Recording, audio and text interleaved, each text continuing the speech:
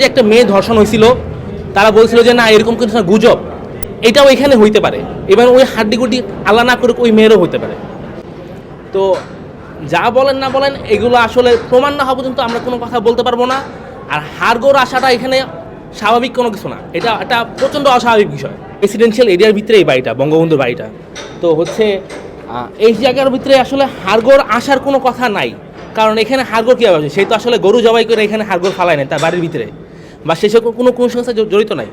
তো এখানে হাড়গোড় যেহেতু আছে, আর যেহেতু মানুষ আয়নাগর বলতেছে, একটা বাংলার প্রবাদ আছে, যা রটে তা কিছুটা হলেও ঘটে। তো নিশ্চয়ই এখানে আমরা 18-র ঘটনা দেখেছি, 24-এর ঘটনা দেখছি, নিশ্চয়ই কোনো না কোনোভাবে এটা হত্যাকাণ্ডের সাথে জড়িত আছে। এই হাড়গোড় হয়তো মানুষেরই হাড়গোড়, এটা আমরা নিশ্চিত না হওয়া পর্যন্ত বলতে পারতেছি না। কিন্তু এই ফ্যাসিস্ট যা করতে পারে তার সবার ধারণা আছে। এটা দেখছি কালকে মানুষ লোক আসিল, লোকেরা তুলছে, এটি তুলছে, আরো ফায়ার সার্ভিস আসছিল, ওরা তুলছে। এই দেখলাম ওই নিচেতে পাইলো এই দূর। এটা মানুষ ছাড়া তো আর কেনে কেউ হইবে না, গরুরও হইব না, কুত্তরও হইব না, শুধু মানুষ চুলও পাওয়া গেছে, বডিও পাওয়া গেছে। এটি আইলো কোন জায়গাতে? এটি যদি মানুষ না হইতে তো ফাইতো হইতে, অনেক কিছু হইলে তো এটি মজিয়ে যেত। এটা আমি খুব এগুলা, এটা হয়েছে আপনার খুব কষ্টসাধ্য। যার হারাই গেছে সেই হয়তো বা বুঝতে পারতেছে এখন তার মা হারানো ছেলে কোথায় গেছে।